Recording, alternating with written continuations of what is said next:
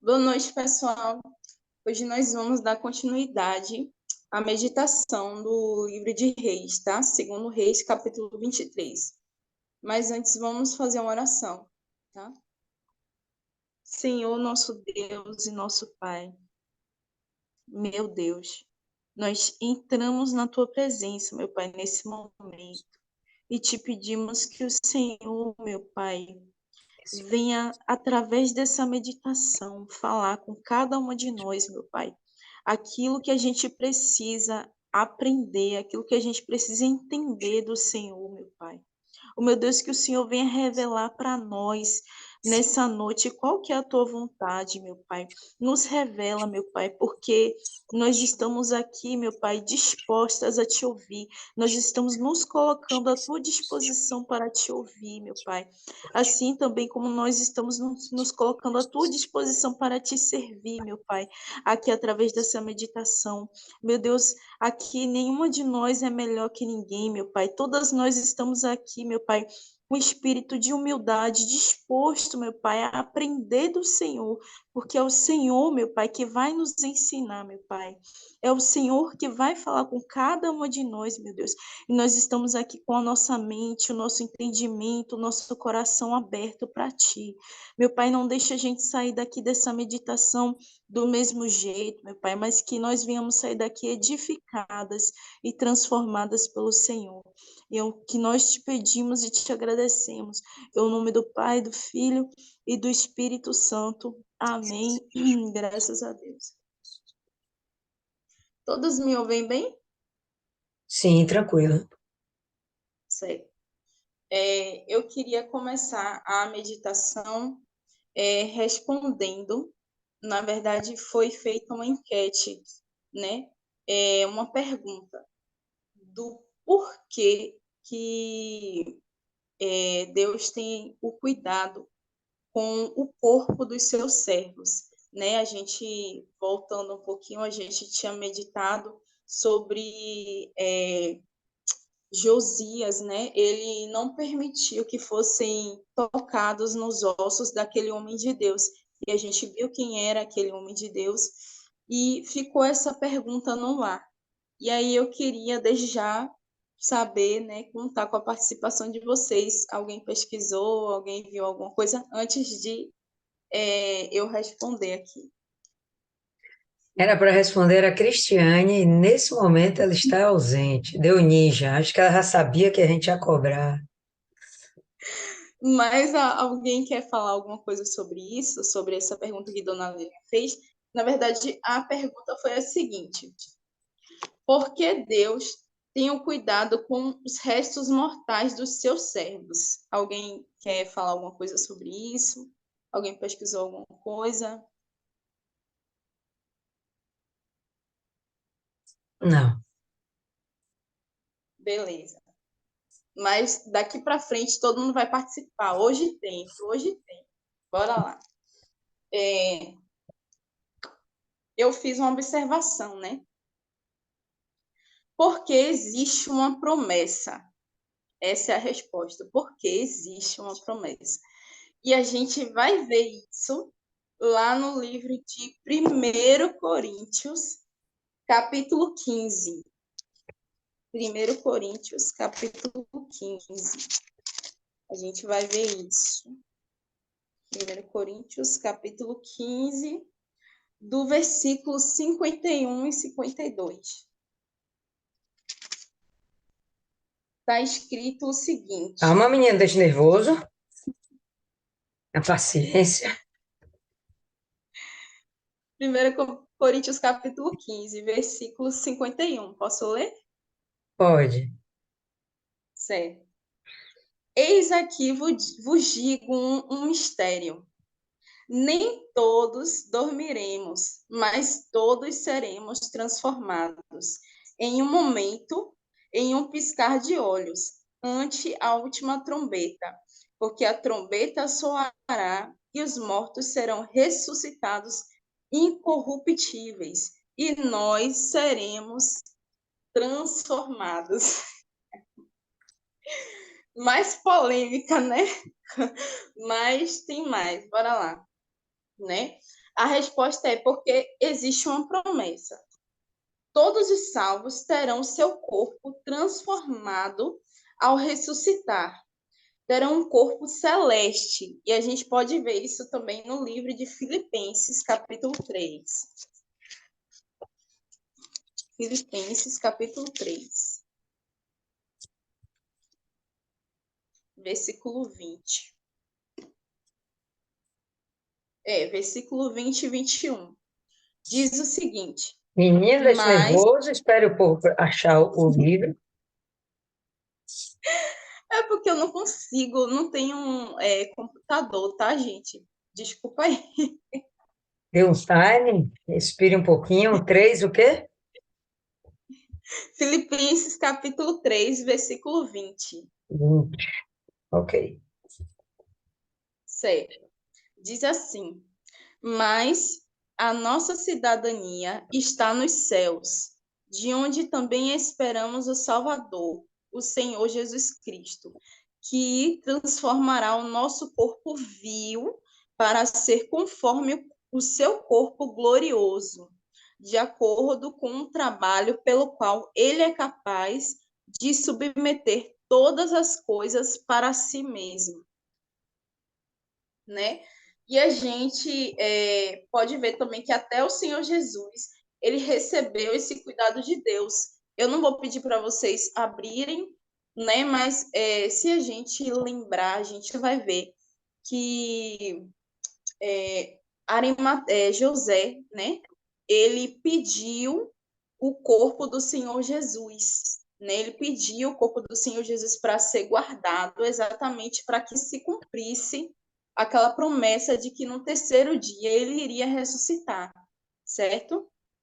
E com certeza o corpo do Senhor Jesus já era celeste quando ele ressuscitou e subiu ao céu, né? E a gente pode trazer também à memória esse fato quando a gente viu que ele, depois de ressuscitado, ele encontrou, né, aqueles homens vindo de Emaús, né? A princípio eles não reconheceram o Senhor Jesus. Depois que o Senhor Jesus partiu, né, o pão, fez aquela ceia com eles, eles reconheceram. E a gente também pode lembrar de Maria também, né? Quando foi lá no túmulo, ela não reconheceu a princípio o Senhor Jesus, mas depois, quando o Senhor Jesus ele chamou o nome dela, Maria, foi que ela teve o despertamento, ela reconheceu que ali era o Senhor Jesus. Então, a gente pode ter uma ideia que há essa transformação,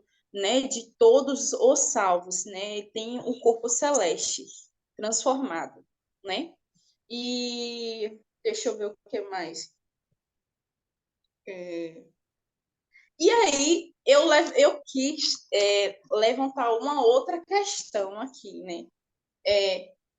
E por que o corpo dos não salvos é tocado e usado até em rituais? Alguém pode falar? Porque isso é Cris- interessante, né? Cristiane está Isso é entrando na interessante. sala agora, ela vai dar essa resposta. Enquanto você falava aí, realmente é bem plausível, né?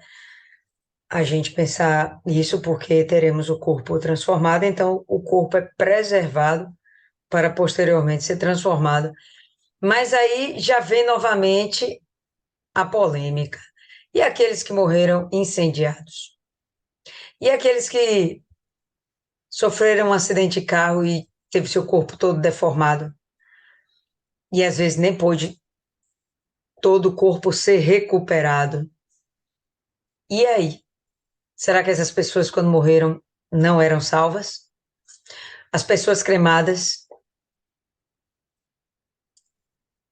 para E aí polemizar, fica a pergunta. vamos polemizar. Fica a pergunta nada, eu quero resposta. Eu A quero única, resposta. a única coisa que eu posso dizer que vem na minha mente é que está lá no livro de Apocalipse, né? Que a Bíblia fala que o mar devolverão seus mortos. Então, daí já vem mais polêmica ainda. Como assim? Tipo, o mar vai devolver ali uma pessoa que morreu há tanto tempo atrás, né? Então, na verdade, como eu acabei de ler, é um mistério, né? Por mais que a gente tente meditar e compreender, vai além da nossa compreensão. A única coisa que a gente sabe e que é certo é que existe uma promessa, né? Existe uma promessa, os salvos, eles terão seu corpo transformado. Como vai ser, a gente não sabe, mas a gente precisa crer nessa palavra, certo? E essa outra pergunta que eu fiz, né? Por que que os não salvos, eles podem ter seu corpo usado até em rituais, né? Dona Linha trouxe aí uma situação aí que aconteceu uma vez, né? De, de uma pessoa, tipo assim, ir lá realizar um trabalho e não, esse daqui a gente não vai tocar, né? Ter aquele respeito. Mas por que que conseguem tocar no corpo daqueles que não foram salvos? E aí eu pensei no seguinte, né?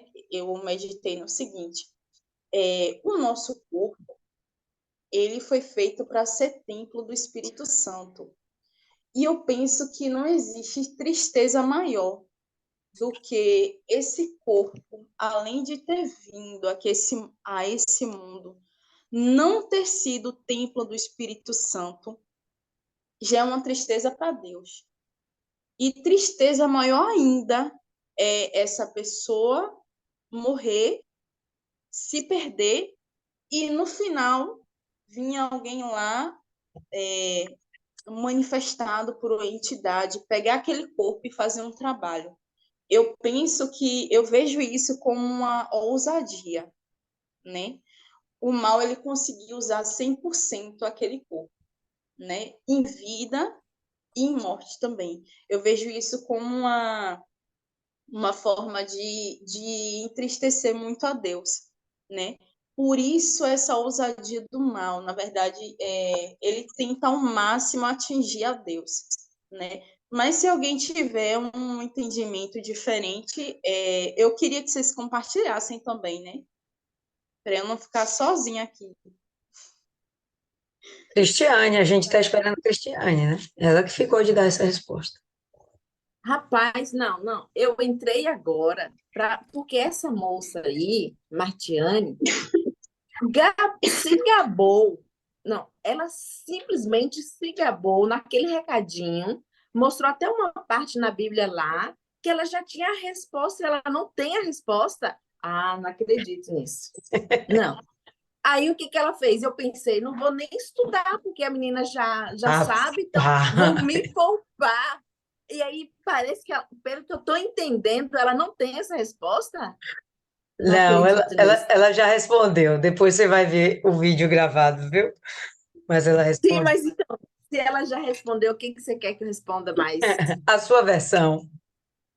Ó, eu vou pegar aqui, eu vou ler aqui o que eu achei interessante. Eu também não consegui muitas coisas, né? Mas o que eu li e reli, e pesquisei, me apareceu apenas um estudioso lá, que não sei qual é o nome direito, porque é em inglês. Ele colocou assim, ó, que a Bíblia nos mostra que os corpos dos santos, mesmo depois de mortos, ainda são cheios do poder de Deus. Aí ele vai lá naquela passagem de Segundo Reis, onde fala, né, que Eliseu morreu, foi sepultado, e aí, daquele homem que foi ressuscitado.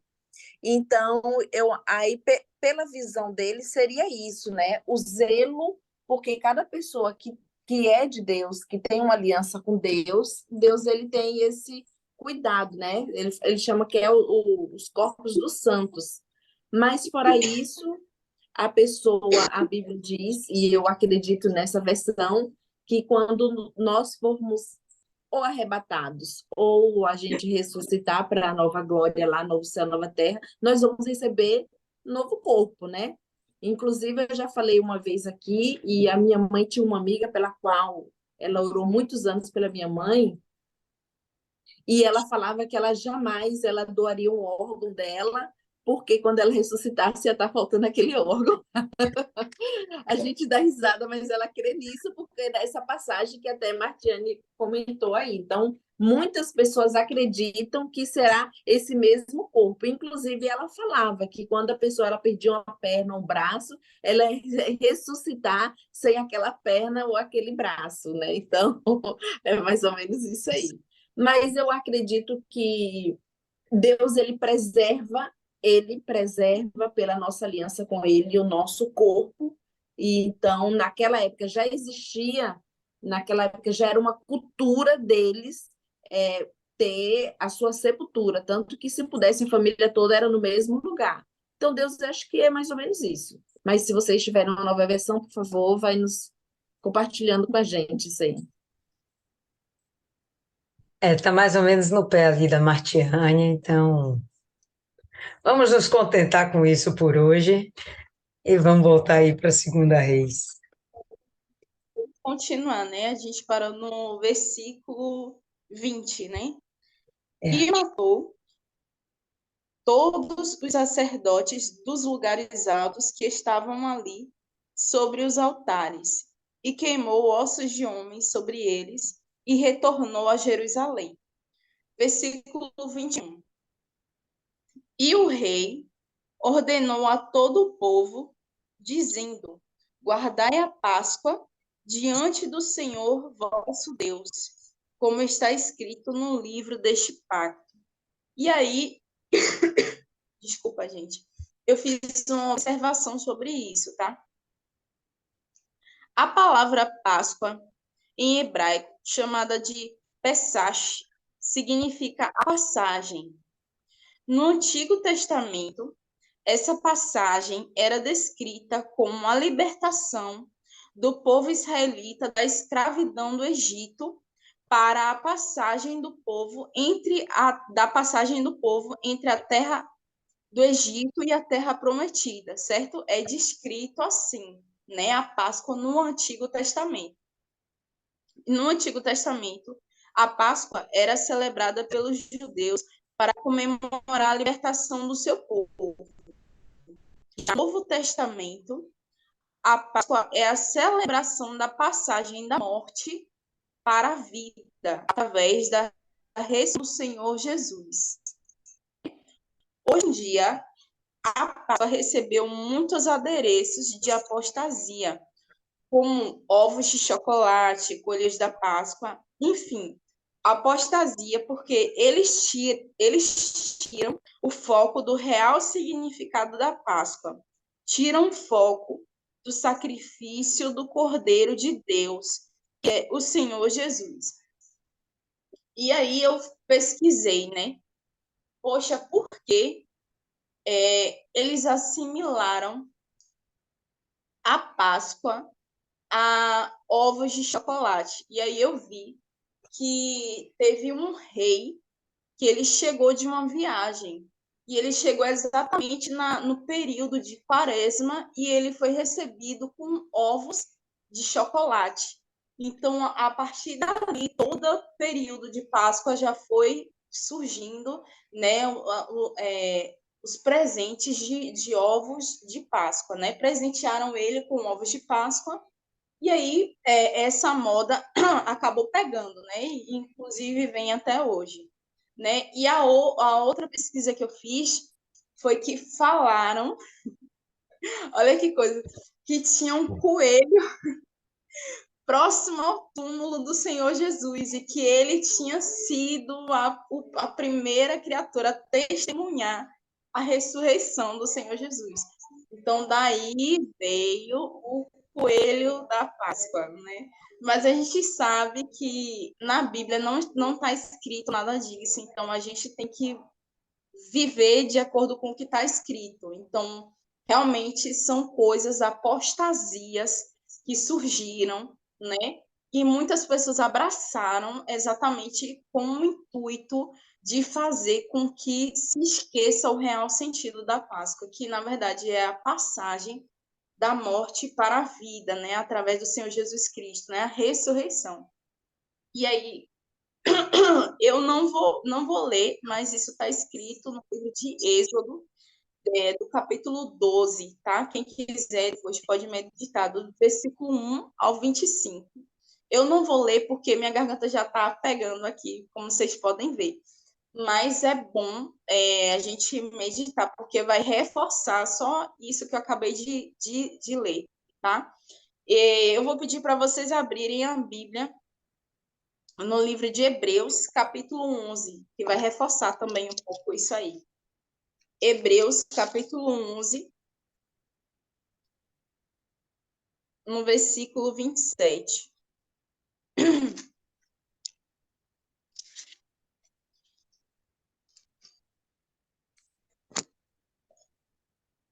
Posso ler? Calma, deixa eu procurar passar.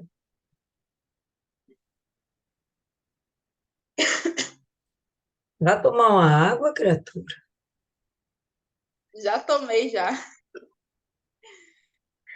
Pode ir. Capítulo 11, tá? Versículo 27. Diz o seguinte: pela fé, deixou o Egito, não temendo a ira do rei, porque perseverou como que vendo aquele que está invisível. Pela fé, ele celebrou a Páscoa e a aspersão do sangue, a fim de que o destruidor dos primogênitos não lhes tocasse.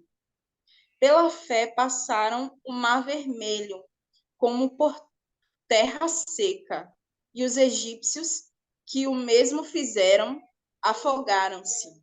E aí a gente só reforça o que acabou de ter sido lido, né? Essa passagem, essa celebração da Páscoa no Antigo Testamento. Voltando aí para o livro de Reis.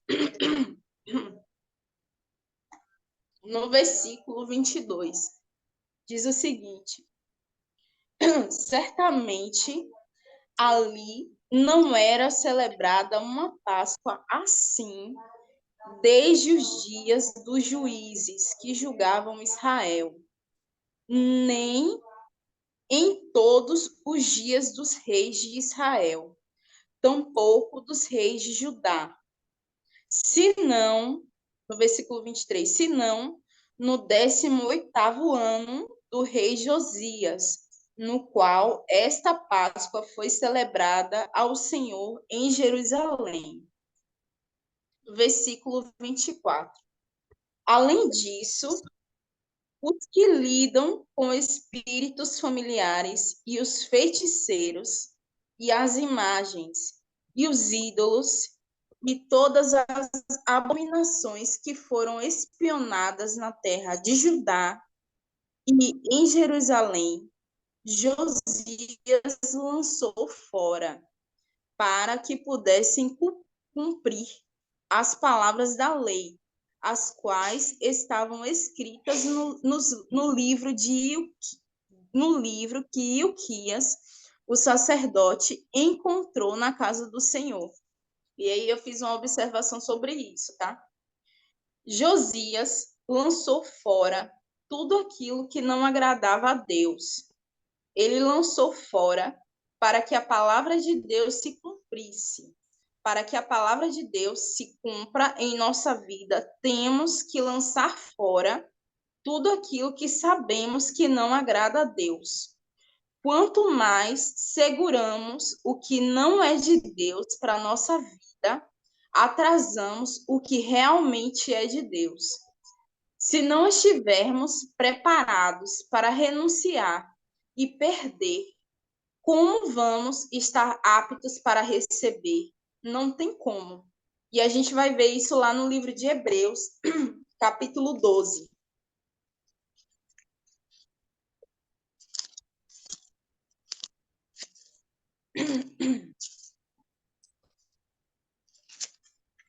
Hebreus, capítulo 12, no versículo 1.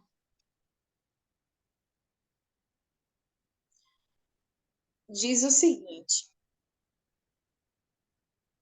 portanto, visto que nós também estamos rodeados de uma tão grande nuvem de testemunhas, deixemos de lado todo o peso e o pecado que tão de perto nos rodeia e corramos com paciência a corrida que está proposta diante de nós. E foi proposto diante do povo, né, aquele pacto, certo? Voltando para o livro de Segundo Reis. Não, peraí. Tem outra passagem também em Romanos, tá? Bota aí Romanos capítulo 12, versículo 12. Romanos 12, 12.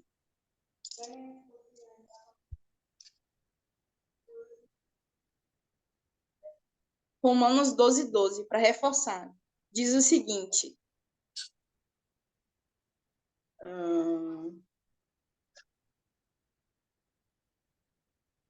Peraí.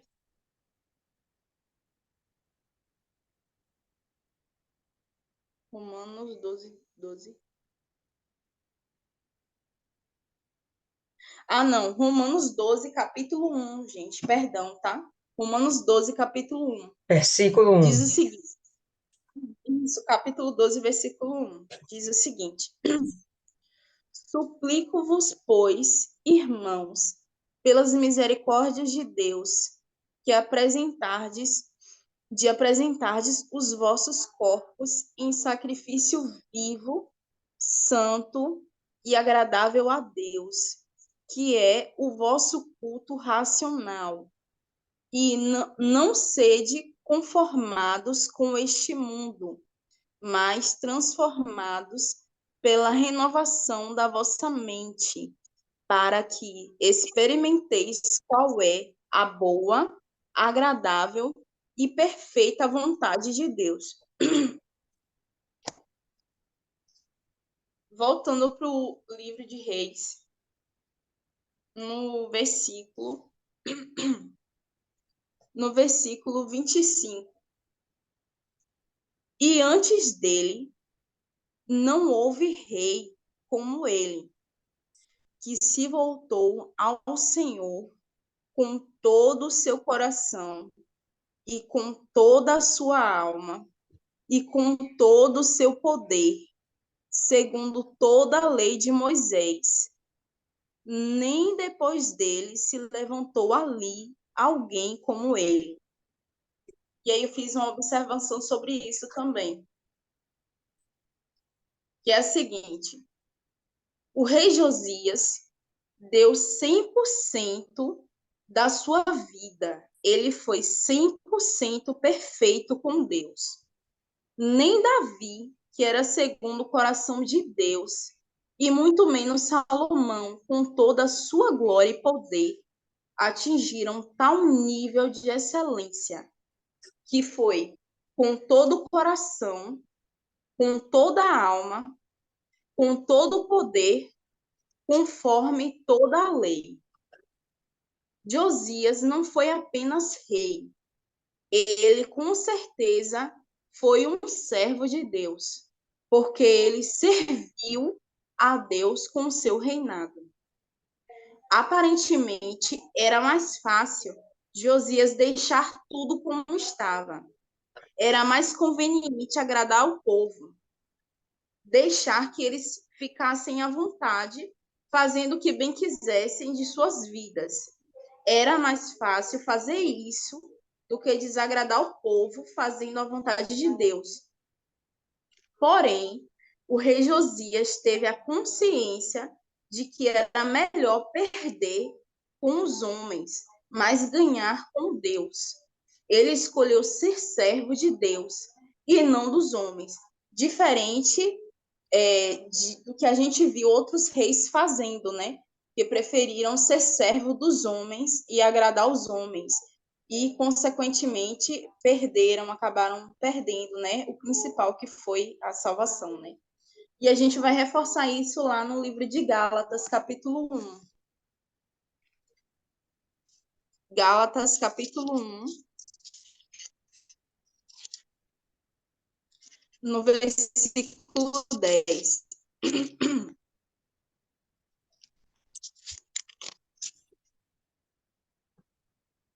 Gálatas, capítulo 1, versículo 10.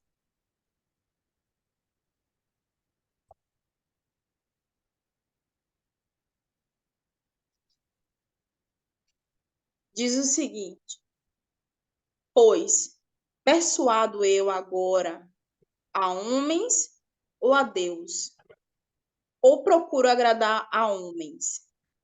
Se estivesse ainda agradando aos homens, não deveria ser servo de Cristo. Abram também em Atos, no capítulo 5. Atos, capítulo 5, versículo 29.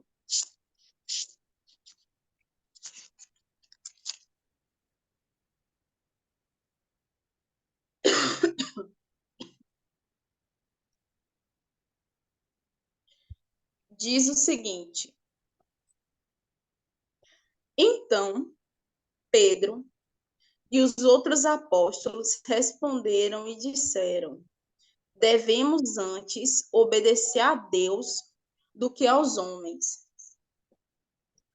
Foi só para reforçar, tá? Vamos continuar lá no livro de Reis.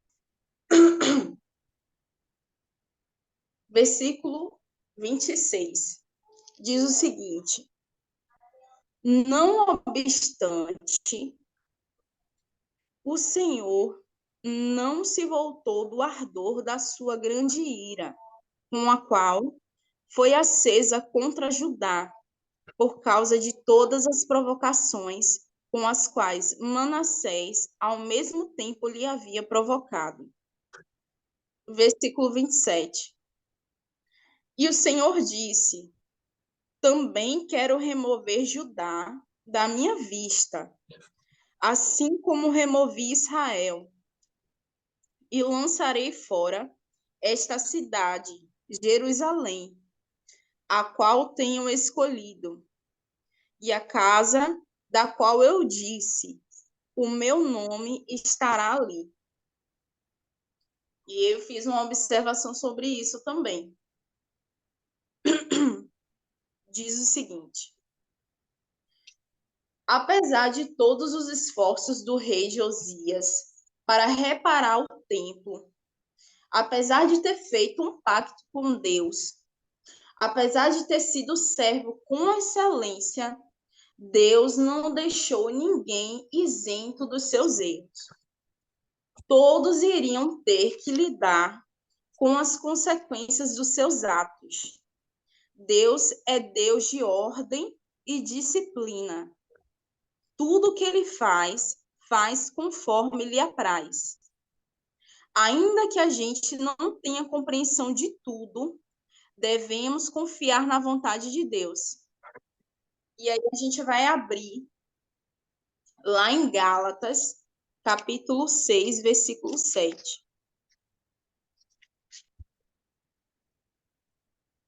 Gente, alguém quer fazer algum comentário? Quer falar alguma coisa? Eu queria fazer uma pergunta, mas não precisa responder necessariamente agora. Esse mesmo povo perverso que, que Deus estava condenando de Judá, desse mesmo povo Josias fazia parte. Porque Deus é misericordioso com Josias e não com o resto da população?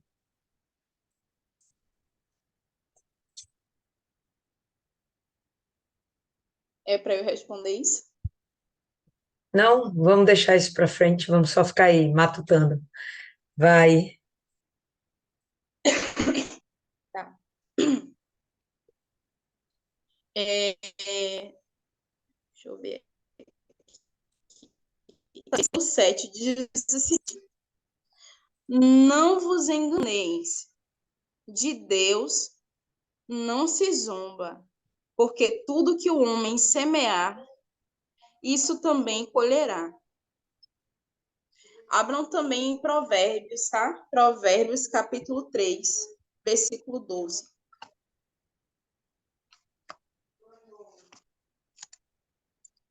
Eu gosto de passear, viu? É bom. Provérbios, capítulo 3, versículo 12. Assim ninguém cochila, nem eu.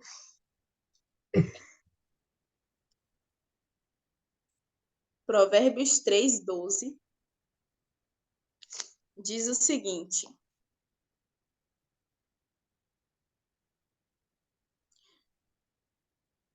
porque a quem o Senhor ama, ele corrige, assim como um pai ao filho, em quem se deleita. E aí a gente também vai abrir a Bíblia no livro de Salmos, tá? Capítulo 97. Capítulo o quê? 97. Salmos 97, é só voltar. 97. Versículo 2. Salmos 97, 2.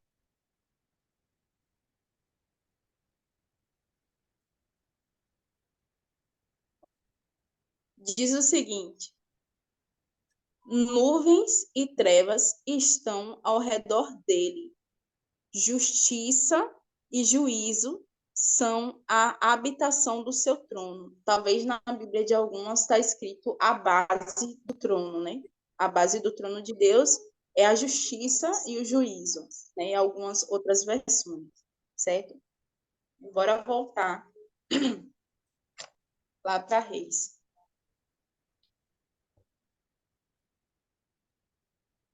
Quer que eu responda logo? Alguém quer responder também?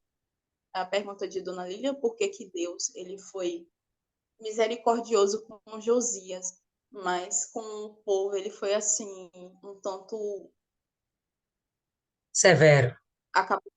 severo.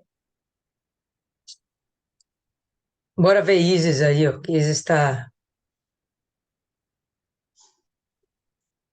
quase dormindo. Vamos acordar ela. Dormindo nada. Eu fico com medo quando a resposta me parece muito óbvia. Ah, Eu fico com medo de estar errado. Mas, para mim, porque ele tinha uma promessa sobre a vida dele, Deus tinha aliança com Davi, então Deus sempre vai ter um comportamento diferente, tanto por causa da aliança que ele tem com Davi. É isso.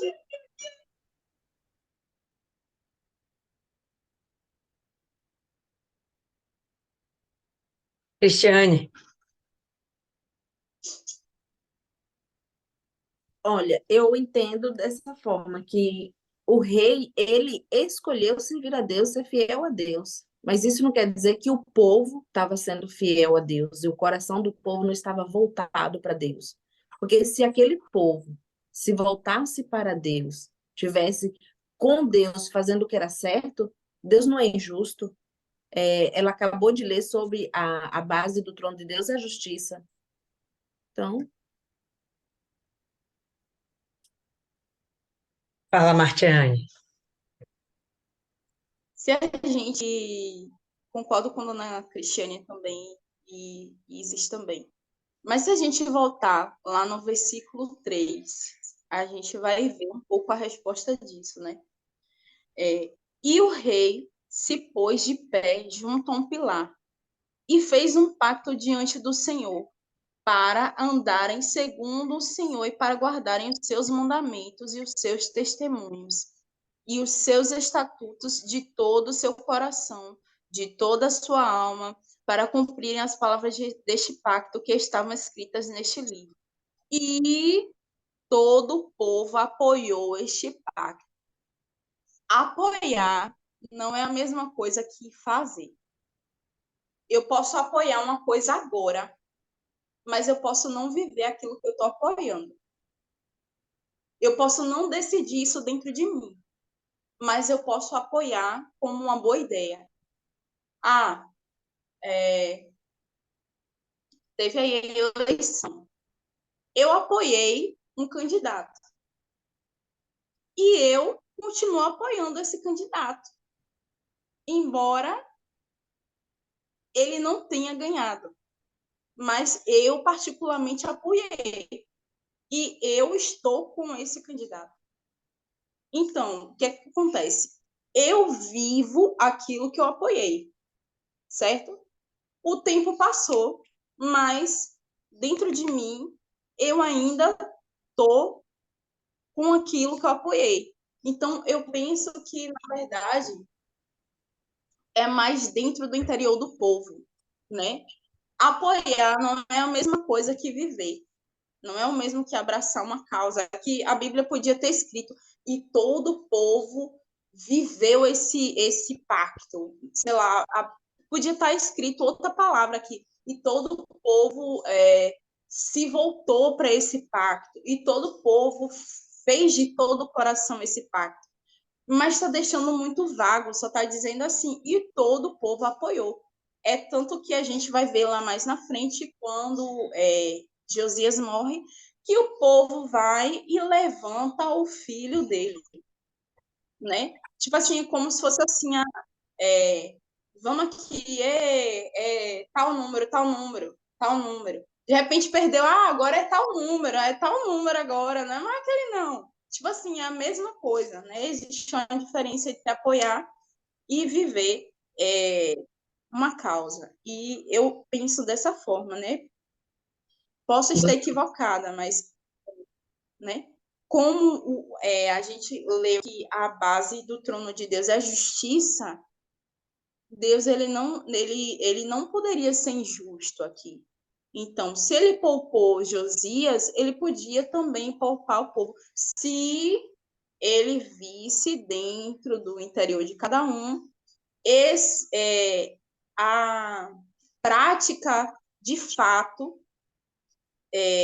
dentro do povo desse pacto, né? Se dentro deles eles estivessem de fato vivendo esse pacto, eu creio que Deus deixaria isento, né? Deus perdoaria, Deus teria sim, né?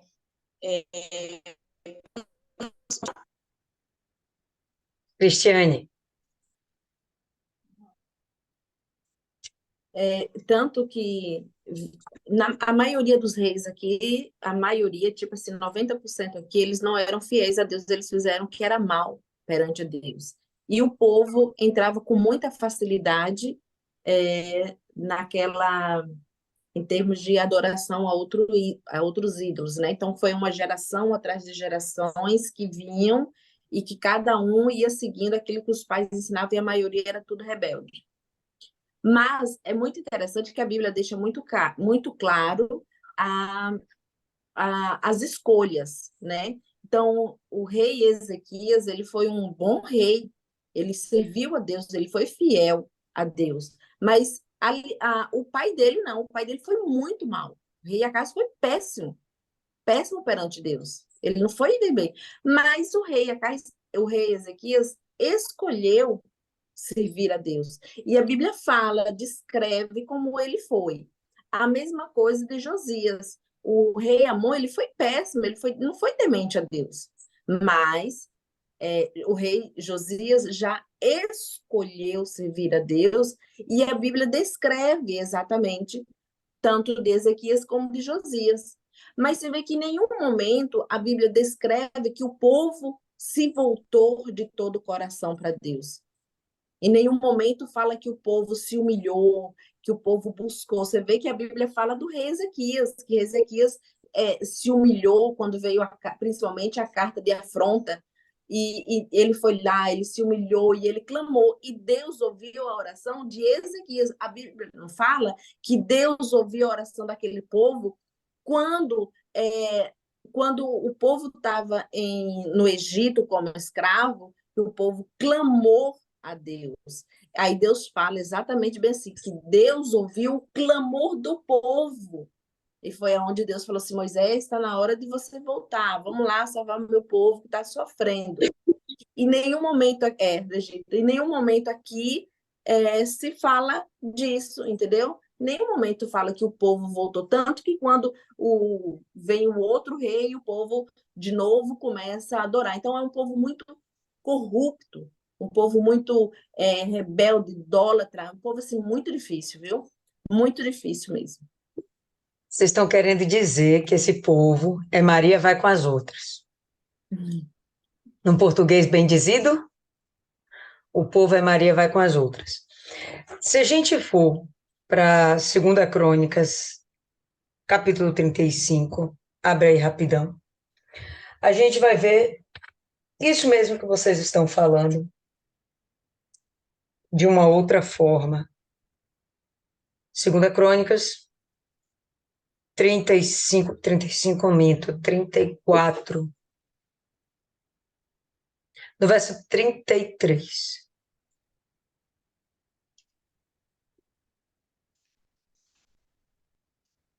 Todo mundo? Josias tirou todas as abominações de todas as terras que eram dos filhos de Israel, e a todos quantos se achavam em Israel, obrigou a que servissem ao Senhor seu Deus. Enquanto ele viveu, não se desviaram de seguir ao Senhor, o Deus de seus pais. Então, é exatamente isso aí que vocês falaram. O povo foi obrigado a servir a Deus. Ele, de fato, não se converteu. E por isso, Deus mantém a sentença que ele já tinha pregoado. Como um Deus justo, ele não ia fazer com que isso acontecesse do nada. Estamos vendo aqui um momento, o relato de reis, sem necessariamente interferência de nenhum profeta. Ok? Não está acontecendo. Mas não significa que não esteja realmente acontecendo. O autor de Reis, ele não está fazendo questão de pontuar. Mas nessa época nós temos vários profetas atuantes. E o objetivo do profeta, né, era justamente alertar o povo para arrependimento e conversão. Todo profeta, essa vai ser a missão dele. Esse vai ser o seu papel. Então, 2 Reis, a partir daqui em diante, não pontua a presença de profetas trabalhando, mas sim, tem profetas trabalhando. Então, Josias conseguiu se converter.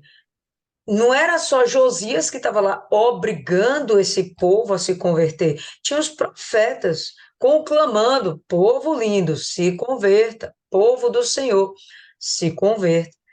E, de fato, o que a gente percebe é um coração endurecido, vivendo uma onda que estava sendo adequada por causa do rei vigente. Quando era outro rei, eles viviam a onda do rei vigente. Quando veio esse rei, viveram a onda do rei vigente. E para mim, a maior culpa, minha concepção, é que esse povo estava realmente sem pastores. Tinham os profetas, mas o objetivo do profeta não era ensinar a lei. O objetivo do profeta era alertar, obedeça a lei. A missão de ensino era justamente dos sacerdotes e levitas, que nesse momento estavam sendo completamente omissos. Todo o trabalho de reforma acontece pela direção do rei. E todo o resto desse povo simplesmente obedece. Não sei se eles estavam cansados de ser contra o sistema e acabaram desistindo, olha, deixa como tá, com o longo reinado perverso de Manassés. Eu vou sempre falar de Manassés porque foram 55 anos de reinado ruim. Se a gente for observar aqui, o período de reinado de Josias foi curto. Josias, ele morre com 38 anos, 39 anos de idade. A gente vai ver logo em seguida. Ele começa a reinar aos 8 e o seu reinado dura 31 anos. Então, ele morre com 39 anos, super jovem. O tempo de influência dele foi curto. O tempo de perversidade de Manassés foi muito maior, 55 anos. Né? Então, os reis, ou melhor, os sacerdotes, eles estavam entregues àquele que falasse mais alto. O que era algo completamente errado, era o proceder completamente errado. Era para eles continuarem batendo de frente com o sistema. Era para eles continuarem sendo um Elias da vida, batendo de frente, afrontando o rei, fazendo o que tivesse de ser feito. Os profetas não estão omissos, eles só não estão sendo citados, mas a gente sabe aqui que tem Jeremias, tem Oséias, tem Isaías, tem uma galera de peso trabalhando nesse período. Sofonias, se eu não me engano, Miqueias, tem uma galera. E esse povo está pregando não só em Judá, mas também em Israel, conclamando todo mundo ao arrependimento, porque a sentença já foi profetizada.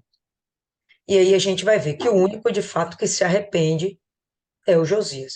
Ele tem acesso à lei, a gente vê que o próprio sumo sacerdote nem dá devida importância. Esse corpo religioso corrompido, inapto, descompromissado, é que vai refletir um povo que não tem uma adoração pura a Deus. Né? Então, Josias, primeiro, já era uma profecia, inclusive, esperada, e quando ele já veio, vamos dizer assim, escolhido desde o ventre, antes mesmo de ele existir, esse cara já tinha sido escolhido por Deus. Então, havia dentro dele, sem sombra de dúvidas, uma inclinação para as coisas espirituais.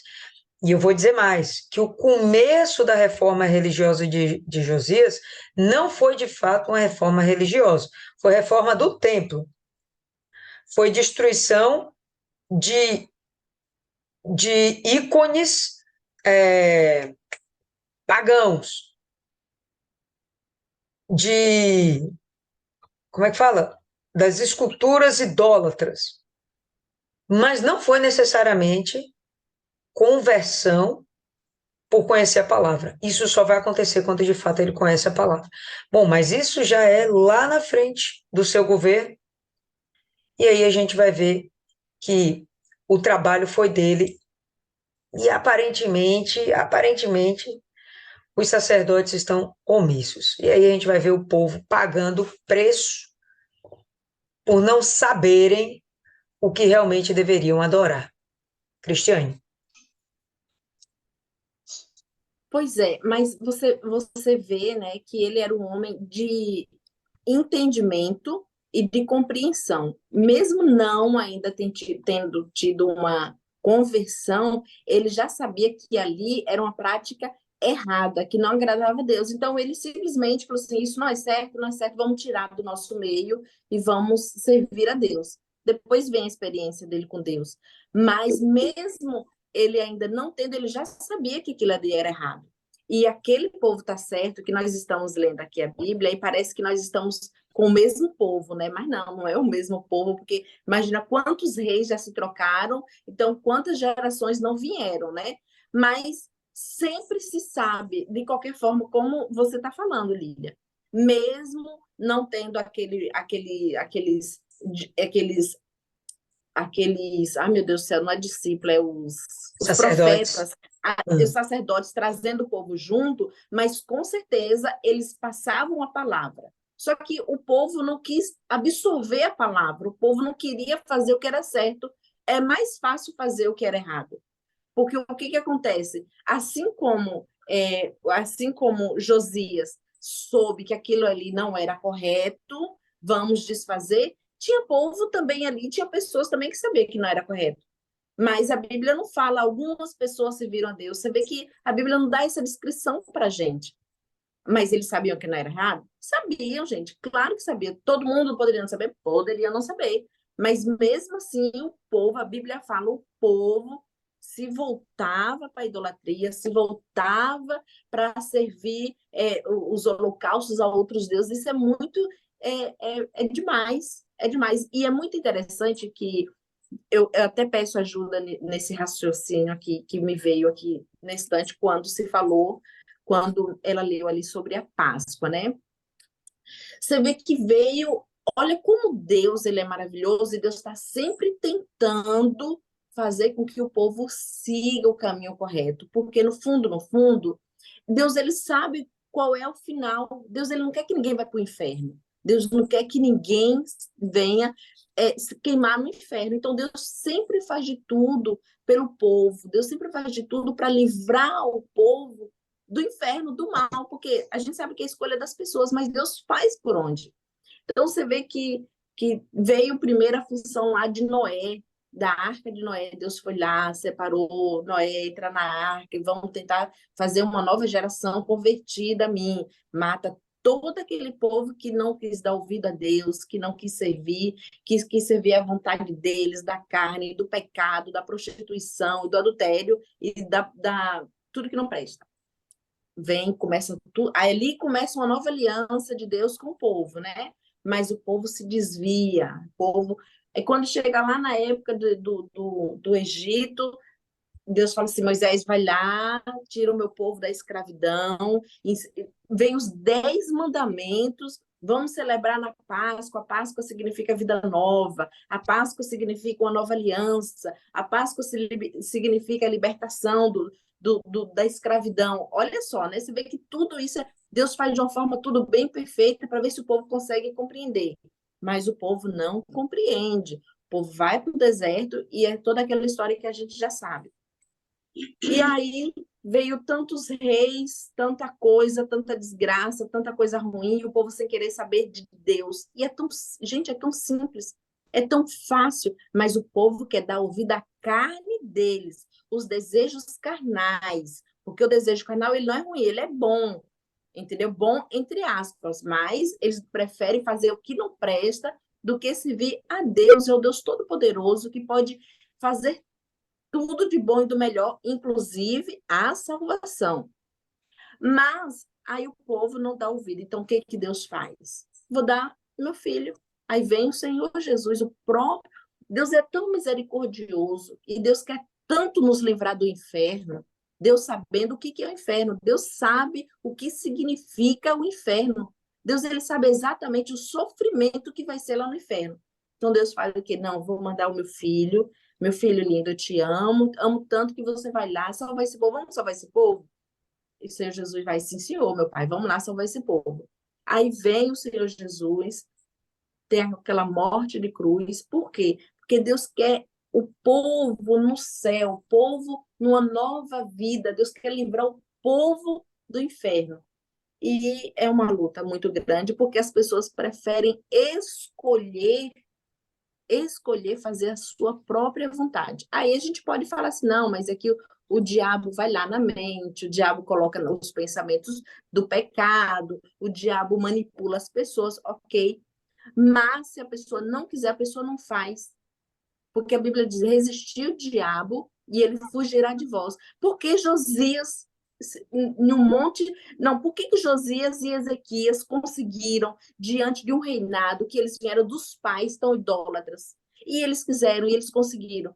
Eles escolheram a Deus.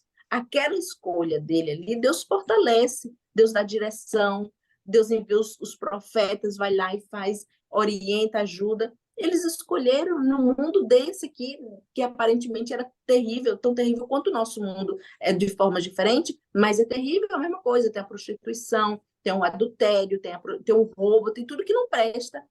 Mas as pessoas, o problema é isso, as pessoas escolhem. Então, o Senhor, nosso Deus, Pai Todo-Poderoso, sempre faz por onde livrar o povo dele do inferno. Com a palavra, dona Martiane. continuar, gente.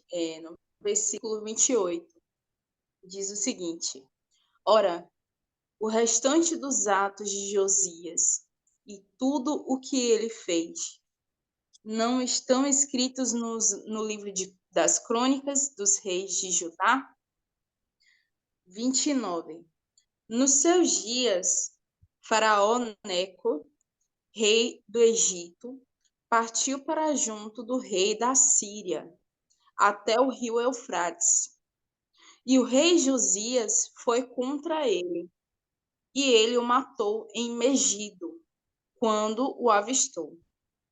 Versículo 30. E os seus servos o carregaram morto em uma carruagem em Megido e o trouxeram até Jerusalém e o sepultaram no seu próprio sepulcro. E o povo da terra tomou Joacás, o filho de Josias, e ungiu e fê-lo rei no lugar do seu pai. E eu fiz uma observação, tá? Que é a seguinte: o rei Josias morreu em batalha há 2.632 anos atrás, mas nos deixou o exemplo de como é servir a Deus com excelência, com todo o coração, com toda a alma, com todo o poder, conforme toda a lei. E a gente vai ver isso, né, só reforçando isso, né, com todo o coração, com toda a alma, conforme toda a lei. A gente pode ver isso lá no livro de Josué, mas eu não vou pedir para vocês abrirem, tá bom? Josué capítulo 1, quem quiser depois pode meditar. E a gente vai ver que, na verdade, ele só estava resgatando para ele mesmo tudo aquilo que estava escrito no livro que foi achado. Né? Ele estava vivendo, de fato, aquele livro, né? Deuteronômio. Ele estava vivendo ali, de fato, né? Todos os mandamentos, todas as ordenanças, com excelência, 100% dele. Né? Vamos continuar. Não, vamos dar uma paradinha aqui, Versículo 30. rapidinho. Vamos É dar só uma mesmo? paradinha para, desde o começo do texto, né, você trouxe o seguinte, o texto trouxe o seguinte, que não houve rei como ele. Ele foi íntegro, tal, e foi melhor que Davi. Minha opinião particular, discordo. Foi tal qual Davi, e eu ainda acho que Davi foi melhor. Porque Davi trouxe um novo modo de adoração para as nações, né, para Deus, e o que Josias fez foi desenvolver apenas aquilo que estava escrito. Davi foi além. Por que que o texto de Reis cita a passagem de Neco nessa história? De uma forma tão breve. Ele morreu nessa batalha, ele morreu nesse combate. Mas, segundo a Crônicas, esmiuça isso um pouquinho mais. E eu acho que vale a pena a gente ir lá. Por quê? Porque a gente vai ver que o Josias não foi tão perfeitinho quanto a gente gostaria que ele fosse. Ou, pelo menos, imaginava que ele fosse. Então, 2 Crônicas, no capítulo 35, deixa eu ver aqui, no verso 20, a gente vai ter o seguinte, ó. A maioria das versões da Bíblia, toma água, a maioria das versões da Bíblia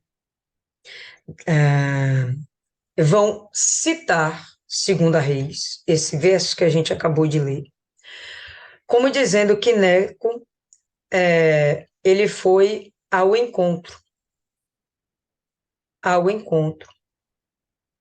lá do rei da Assíria. Ele não foi contra, ele foi ao encontro. A única versão que eu até agora achei que ela fala que Neco foi contra é justamente a versão que o bispo fez os comentários, e que deixemos isso muito claro, Essa Bíblia não é do bispo, os comentários que são do bispo.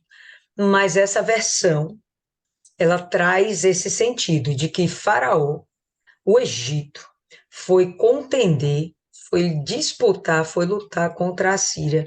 Não foi isso que aconteceu. Ele foi se aliar à Síria. Por quê? Vamos voltar um pouquinho na história, já comentei isso aqui algumas vezes. A Síria era uma potência, já não é mais. A potência que está vindo com tudo é a Babilônia. E a Babilônia, ela está tendo conflitos com a Síria, por isso a Síria deixa o território de Israel desprotegido, ao ponto de Judá invadir, e Josias está cuidando dos restinhos ali de israelitas que ainda existem. Por que que, se a Síria tinha tomado conta de Samaria, de Israel, por que que Judá está penetrando nesse ambiente? Sendo que Judá era mais fraco nesse momento do que a Síria. Porque a Síria está enfraquecendo. E vem surgindo um novo inimigo, muito mais forte, a Babilônia. E o que que acontece? Uma aliança entre o Egito e a Síria. E é justamente isso que está acontecendo. O Egito está subindo para ir ter com a Síria, para então fazer uma frente à Babilônia, tá? Vai fazer frente à Babilônia. Acaba que isso não dá certo, mas enfim, vamos ver o texto aqui de 2 Crônicas, capítulo 35, no verso 20. Depois de tudo isso, havendo Josias já preparado o templo, subiu Neco, rei do Egito, para guerrear contra Carquemes, junto ao Eufrates, e Josias lhe saiu ao encontro. O objetivo de Josias era lutar contra Neco. Por quê? É nesse ponto aqui que parece que ele dá uma escorregada. É o final da vida dele, que ele já não está tão esplendoroso como poderia, como o início da história dele.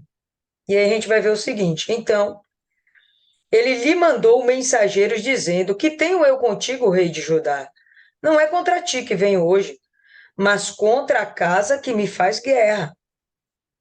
E disse Deus que me apressasse.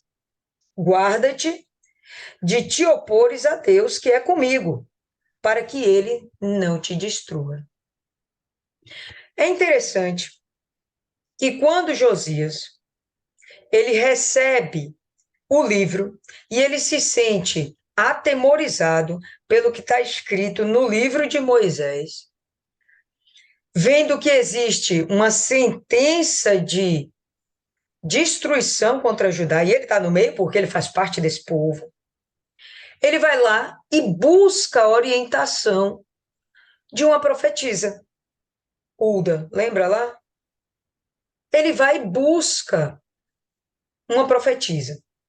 E aqui nesse momento, o próprio rei do Egito, que ele só está indo contra a Babilônia, porque ele está servindo a Deus. E Josias, ele não para questionar. Por que ele não para questionar? Judá não tinha nada, gente, não tinha nenhuma condição, militarmente falando, politicamente falando, de ir lutar contra o Egito, nem contra a Síria, nem contra caramba nenhum. Ele não tinha essa estrutura nesse momento. Para que ele foi lá? Ele foi lá pleiteando uma aliança com aquela que estava virando uma potência, Babilônia. Então, o objetivo dele era fazer uma sala, vamos dizer assim, para a Babilônia. E aqui é que falha, porque se até aqui Deus estava guardando ele e Deus tinha prometido que ele ia ter paz, lembra, Deus prometeu isso, você vai morrer em paz. Você vai morrer em paz. Se vai morrer em paz, não vai ter guerra. Como é que agora no final ele morre numa guerra? porque no final ele desandou.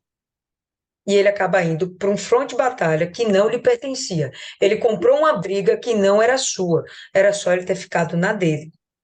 Que até aqui Deus estava guardando Jerusalém. Até aqui Deus estava guardando Jerusalém. Até aqui Deus estava guardando. E ele simplesmente vai e toma uma atitude dessa. Então, vamos continuar aqui, no verso 22. Porém, Josias não virou dele o seu rosto, antes se disfarçou.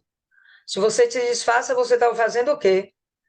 Num português bem dizido, mentindo, né? Para pelejar contra ele.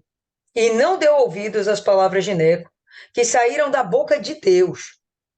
Então, a Bíblia agora, o texto bíblico, não está falando uma historinha, está falando um fato. O que saiu da boca de Neco, ainda que ele fosse idólatra, perturbado, ou sei lá mais o quê, saiu da boca de Deus. O próprio Deus estava fazendo aquele movimento. E Josias não tinha que se meter. Era para ele continuar lá em paz. Saiu da boca de Deus. Antes veio pelejar no vale de Megido. E os flecheiros atiraram contra o rei Josias. Então o rei disse a seus servos: Tira-me daqui, porque estou gravemente ferido. Os seus servos o tiraram do carro, o levaram no segundo carro que tinha e o trouxeram a Jerusalém e morreu. E o sepultaram nos sepulcros de seus pais, e todo Judá e Jerusalém prantearam Josias. E olha só que interessante. Josias foi o cara amado. E Jeremias fez uma lamentação sobre Josias. Todos os cantores e cantoras, nas suas lamentações, têm falado de Josias até o dia de hoje, porque as estabeleceram por estatuto em Israel. E eis que estão escritas nas lamentações, que não são as lamentações de Jeremias, que fique claro. Esse é um outro livro que ou foi perdido, ou então foi considerado apócrifo, não inspirado por Deus, porque esse livro dessas lamentações não consta na Bíblia e é diferente das lamentações de Jeremias, tá bom? Enfim, aí a gente vai ver que o Josias, no final da sua vida, ele se perde. Duas coisas que são interessantes. Ainda que ele se perca, aparentemente ele não perde a salvação. Por quê? Minha opinião. Porque ele não se desconverteu. Ele só desobedeceu. Ele não deixou de crer em Deus. Ele não deixou de defender a causa de Deus. Mas ele desobedeceu, pagou o preço e teve uma morte precipitada. Não era esse o momento dele. Segunda coisa para a gente avaliar, a gente vai perceber que esse povo idolatrava Josias. Eles fizeram lamentos, ok, vamos chorar o nosso morto, ok. Mas fizeram lamentações e eles fizeram o seguinte: estabeleceram isso por estatuto em Israel. Era como se fosse uma regra, uma lei. Vamos cantar canções a Josias. Isso é idolatria. Mais uma vez, os sacerdotes foram coniventes. Os religiosos, os pastores da época, eles não tiveram pulso firme para dizer: peraí, ele só foi um homem muito bom. E como qualquer outro, ele errou. Mas ele não é motivo de ser um ídolo. Talvez até por isso que essas lamentações, esse livro, não tenha sido colocado na nossa Bíblia como a gente conhece hoje. Porque era um motivo de idolatria. Entendeu, pessoal? Então, se a gente volta aí, pode voltar para a Segunda Reis. E a gente vai pegar como é o versículo. Cadê? Peraí, deixa eu trocar aqui a Bíblia. E a gente vai pegar o versículo, cadê? 9. Que fala que ele é o Uma coisa aí caiu. 29. verso 29, né? Isso mesmo, aqui. Não, não é 29, não.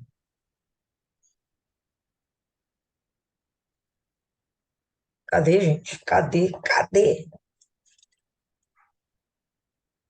Como é que a gente se perde? O negócio tá aqui na nossa cara. Aqui, 25. Antes dele não houve rei que lhe fosse semelhante, que se convertesse ao Senhor de todo o seu coração. Bom, Davi era convertido de todo o seu coração, de toda a sua alma, com todas as suas forças. Davi era. Segundo toda a lei de Moisés, Davi era obediente. E depois dele nunca se levantou outro igual. Então, eu vou dizer que isso aqui se refere aos reis de Judá. Reis de Judá, enquanto nação dividida. Porque Davi foi o cara que uniu a nação, foi que uniu os povos. Ainda no tempo de Saul, a gente vai ver um povo unido, mas que dentro de si se degladiavam. Com Davi, a gente vai ver um Israel realmente unido, um só povo, um só rei, um só Deus. Ok. Depois de Davi, eles se segmentam. E aí a gente não vai ver realmente, depois de Davi, em Judá, um rei como Josias. Não, não houve. Ele foi o cara. Mas para mim, Davi ainda foi mais o cara. Então eu entendo que essa passagem aqui não coloca ele como superior a Davi. E não estou fazendo de Davi um ídolo. Não estou fazendo de Davi um ídolo. Só pontuando que sim, Davi foi melhor do que ele. Davi foi muito melhor do que ele. Por quê? Porque Davi não copiou. Davi, ele foi original no que se refere à adoração a Deus, entende? Por isso aqueles salmos, por isso aquilo tudo. Ele, hoje, quando um pastor, quando você, um pastor, quando você pergunta, poxa, como eu devo orar? O que o pastor vai te orientar, pelo menos foi essa orientação que eu recebi, leia salmos. Você vai saber como orar, você vai saber como chegar a Deus, você vai entender mais o que é adoração. A maior parte de salmos, quem escreveu foi Davi. O que foi que Josias deixou de legado espiritual? Destruição da idolatria dentro de Judá, ponto final. Ele obedeceu o que estava escrito. Davi foi além, extrapolou, entende, pessoal? Não é que Davi é o meu queridinho, não, mas sejamos justos, tá? Que, bom, Davi foi superior a ele, não só como rei, mas como homem de Deus, tá? E o Josias, aqui em Reis, isso é suprimido. A cara de toda bela, ela tem ranço de Davi. Eu não acredito que ela tem ranço de Davi, não. Pare com isso. Ela tem ranço de Salomão. Tá vendo? Salomão, ela tem ranço, tá? Então, isso foi suprimido em Segunda Reis. Não sei por que a gente vê que Segunda Reis parece que é um livro feito meio que rápido, meio que às pressas, sem muitos detalhes. E Crônicas é quem completa esses livros, tá? Então, enfim, era isso que eu queria pontuar. Esse cara não era tão o cara assim. E a morte dele foi por pura burrice, pura desobediência, pura tolice dele. Pode continuar. Claro que se alguém discordar e quiser acrescentar mais alguma coisa, fique à vontade. Não, não discordando, mas eu estava aqui lembrando da questão de a gente estar sempre atualizando, né, a voz de Deus. Porque, tipo assim, se o cara... Eu vejo assim, mas essa questão também com um pouco de orgulho da parte dele, né? Porque, imagine, Faraó, né? O que é que esse cara tem de Deus? Provavelmente não tem nada, de repente ele vem, olha, não se intrometa, porque foi Deus que mandou eu ir. Então, tipo assim, na mente de Josias, eu acho que deve ter passado o seguinte pensamento, né? Poxa, mas eu fiz o pacto, né? Eu reparei o tempo. Por que Deus não podia contar comigo para fazer isso? Já falou com ele para fazer isso e tal. Por que não comigo? Então, eu vou tentar ir contra esse cara. E, tipo assim, na pesquisa que eu fiz, a pesquisa que eu fiz estava falando que ele foi contra esse rei, mas não foi para fazer a aliança. Na verdade, é porque ele tentou enfraquecer o domínio desse cara, desse Neco, né? Faraó Neco. Mas eu não tinha visto essa parte aqui, né? Desse embate deles dois. Mas eu vejo mais como uma questão de ele falhou nisso, né? É igual aquele profeta, o profeta novo e o profeta velho, né? Eu vejo mais como essa questão assim, faltou mais uma sabedoria da parte dele, né? Ele foi cedo, não era para ele ter, mas enfim, Deus sabe de todas as coisas, né? Ele vacilou, essa é a verdade, né? É a mesma coisa, mas a frente vai ver que eu sei que Deus ele usa quem ele quer. Esse rei Neco, faraó Neco, ele podia ser um cara perturbado, mas enfim, Deus usou ele. Porque Deus usou, essa foi a vontade dele. Então, também, talvez não passou pela mente de Josias, como assim foi Deus? Deus está usando esse cara, né? Mas, enfim, né? Enfim. Alguém quer falar alguma coisa? Isis.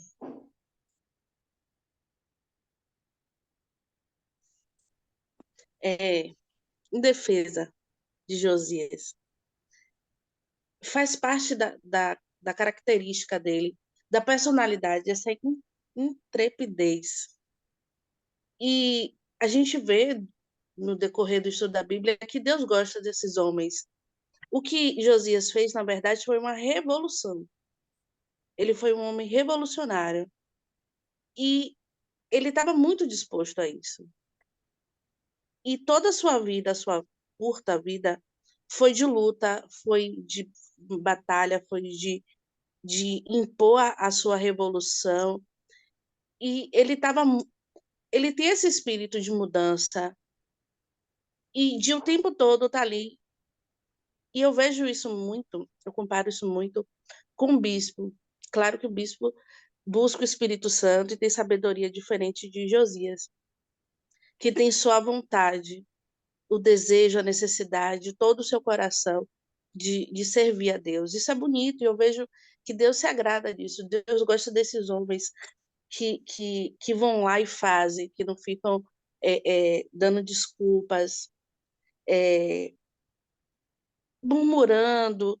Eles se colocam realmente à disposição e vão lá e fazem. E ele realmente pesou a mão nessa sua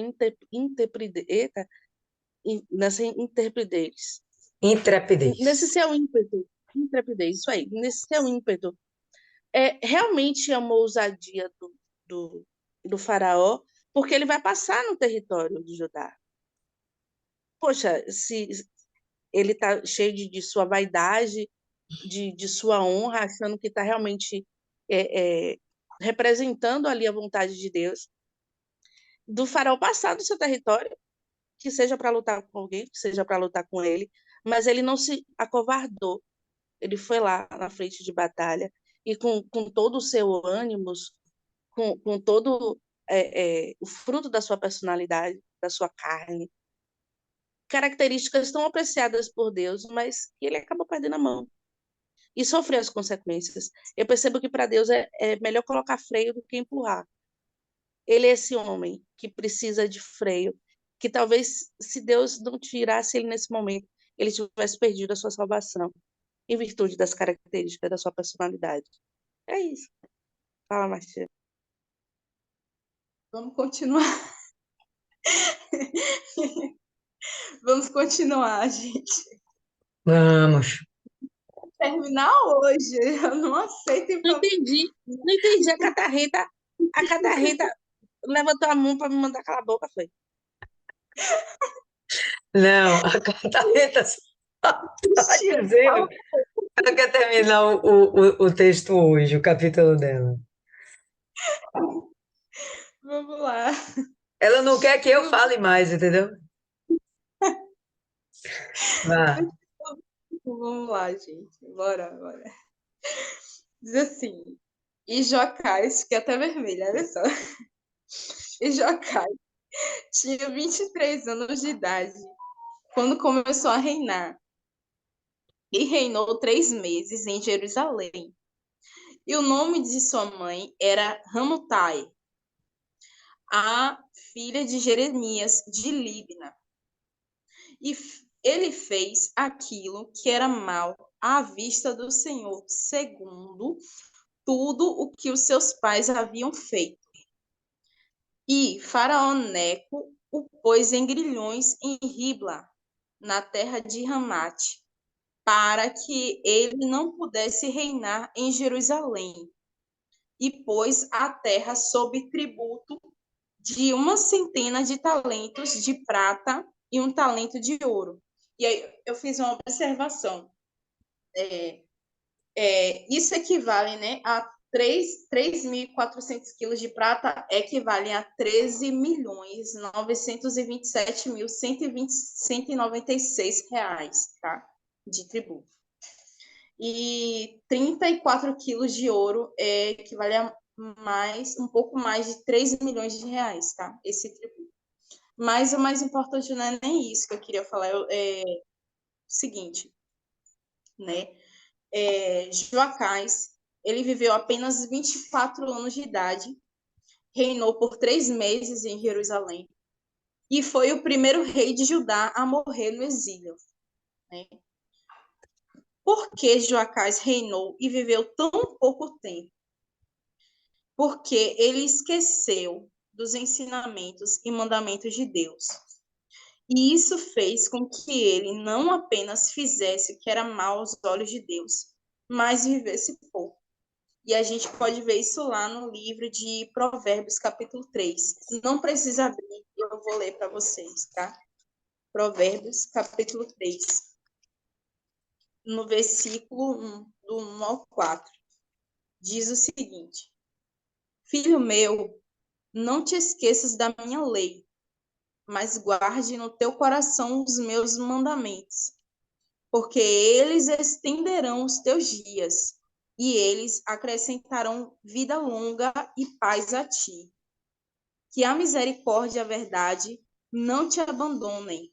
Ata-as a teu pescoço, escreve-as na tábua do teu coração.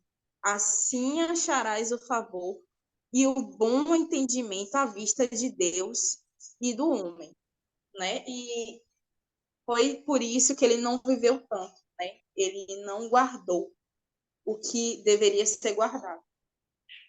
Voltando para o livro de Reis, no versículo 34 diz o seguinte, versículo 34. E Faraó Neco fez de Eliaquim, o filho de Josias, rei no lugar de Josias, o seu pai, e modificou seu nome para Jeoaquim, e retirou Jocais. E ele veio ao Egito e ali morreu. E aí eu fiz uma outra observação. Se Faraó Neco não tivesse prendido Joacás, impedido assim que ele reinasse em Jerusalém, o que poderia ter acontecido? Como um homem que matou alguém que estava fazendo o que era mal aos olhos de Deus, em outro momento conseguiu matar em batalha um homem de Deus que era Josias. Quando vemos acontecer algo muito ruim a uma pessoa de má índole, logo o nosso interior reage com um senso de justiça, achando bem merecido. Mas o que dizer quando alguém de Deus passa por uma situação ruim? O que dizer, então, das perdas repentinas de grandes homens e mulheres de Deus? A resposta é uma só. Todas as coisas contribuem para o bem daqueles que amam a Deus. Deus usa quem Ele quer, como quiser e durante o tempo em que Ele quiser. E a gente pode ver isso lá no livro de Romanos. Romanos, capítulo 9. Romanos 9, no versículo 18. Romanos, capítulo 9, no versículo 18. Diz o seguinte: Portanto, ele tem misericórdia de quem ele quer ter, misericórdia, endurece a quem quer. E para reforçar, não precisa abrir, eu abro. Lá no livro de João, a gente também vai ver isso. João, capítulo 13, no versículo 7, diz o seguinte: Respondeu Jesus e disse: O que eu faço, tu não sabes agora, mas depois verás. E aí a gente pode perceber, né? Talvez ele vive um pouco mais. A gente vendo que ele teve essa morte tão precoce, endeusaram ele, né? Fizeram cânticos que cantam até hoje. Imagine se ele fica um pouco mais no poder, né? O que poderia ter acontecido? Tem muitos questionamentos, né? Por que Neco foi usado, enfim. Mas a resposta é uma só. Todas as coisas cooperam para o bem daqueles que amam a Deus. Deus usa quem Ele quer, quando Ele quiser. O mesmo Deus que dá é o mesmo Deus que tira. E não cabe a gente questionar isso, né? Só cabe a gente respeitar a vontade de Deus e aceitar. Vamos continuar. Né? No versículo 35, diz o seguinte de Reis. E Joaquim deu a prata e o ouro a Faraó, mas ele tributou a terra para dar o dinheiro, de acordo com o mandamento de Faraó. Ele exigia a prata e o ouro da terra, de cada um, segundo a sua tributação, para dá-la a Faraó Neco. Versículo 36. Jeoaquim tinha 25 anos de idade, quando começou a reinar, e reinou 11 anos em Jerusalém. E o nome da sua mãe era Zebida, a filha de Pedaías, de Ruma. E ele fez aquilo que era mal à vista do Senhor, segundo tudo o que os seus pais haviam feito. E eu vi que ele era mais velho do que Joacás, 2 anos. Ele era mais velho. Então, portanto, quem deveria ter reinado primeiro provavelmente era ele, né? Mas por que o irmão foi antes? Deus é quem sabe, né? E ele também cedo. Enfim, a gente vai ver isso no próximo livro, né? Informação. É isso aí, gente, que eu queria trazer para vocês. Alguém quer acrescentar alguma coisa? Eu gostaria de só chamar a atenção para essa situação que você falou. Um rei, o primeiro rei não era o filho mais velho, o sucessor, tudo bem. E aí a gente vai ver que o rei que sucede depois é aquele que faz conchavo com o Egito. O mais velho é aquele que faz conchavo com o Egito. E ele acaba se submetendo, obrigando ao povo altos impostos para ter que pagar esse tributo para o Egito.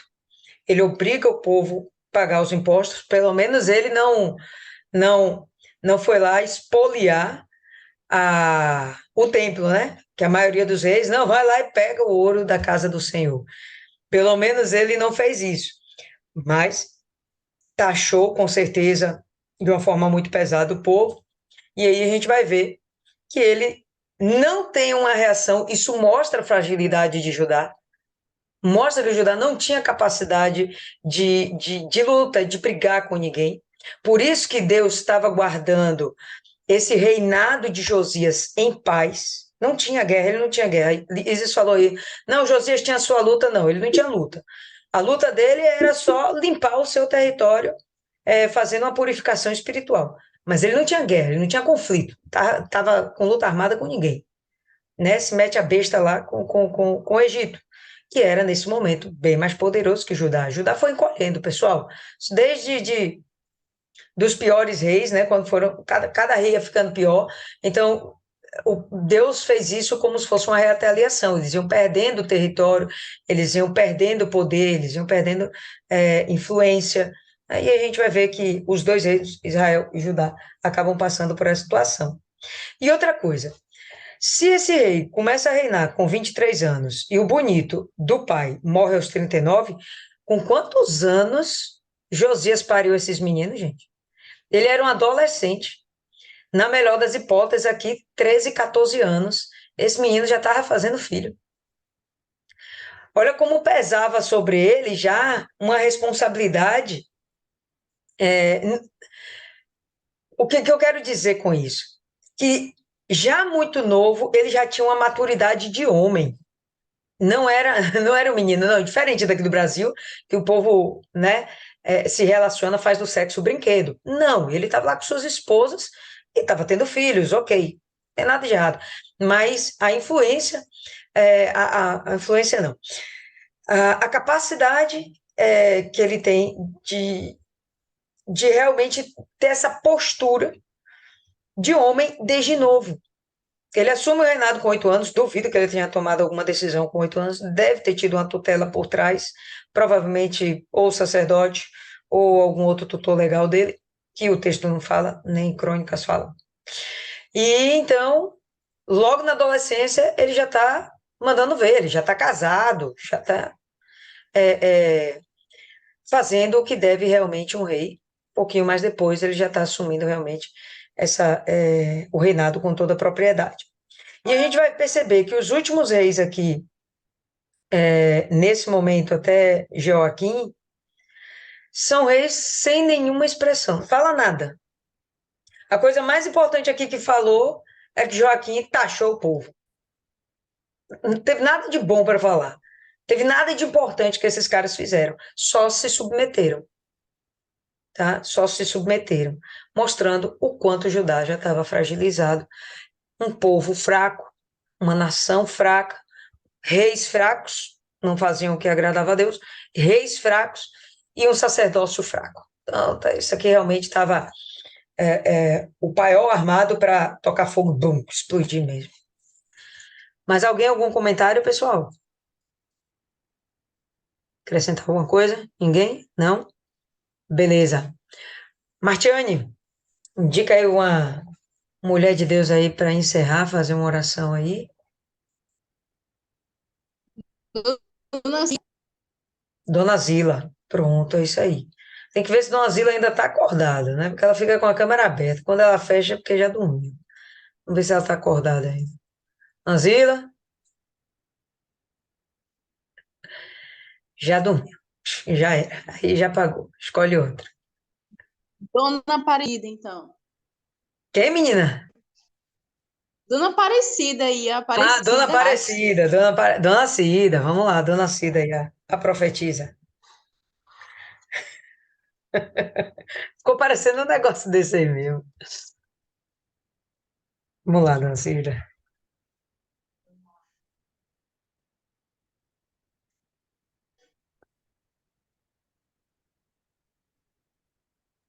Abre o som do...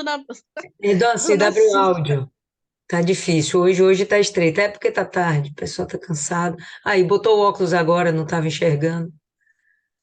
Não, eu Aí, tirei para dobrar. Meu Deus, meu eterno Pai, em nome do Senhor Jesus, meu Deus, eu dou graças, meu Pai, porque Tu és grande, meu Deus, Tu tem grandiosidade, meu Pai, em nos cuidar, meu Deus. Até o dia de hoje, meu Pai, dando chances e mais chances para a gente, Senhor. Oh, Pai, cuida da gente, dá discernimento, meu Deus, na Tua palavra, cada dia mais, Senhor. Eu te agradeço, gratidão eterna, meu Pai. Ultimamente, eu não quero nem pedir, só agradecer, meu Pai. Cada dia mais, meu Deus. Cuida da gente, meu Pai. Cuida do grupo Sacrifício. Cuida da tua obra, meu Pai. Neste momento, meu Deus, também eu quero pedir algo, meu Pai, que eu estou pedindo desde a semana passada e vou continuar pedindo. Nesse evento que vai ter, meu Deus, que a gente possa, meu Deus, ganhar alma. Desde já, meu Pai, tenho certeza que o Senhor, meu Deus, já está presente ali naquele momento, porque almas vamos ganhar sim, meu Deus.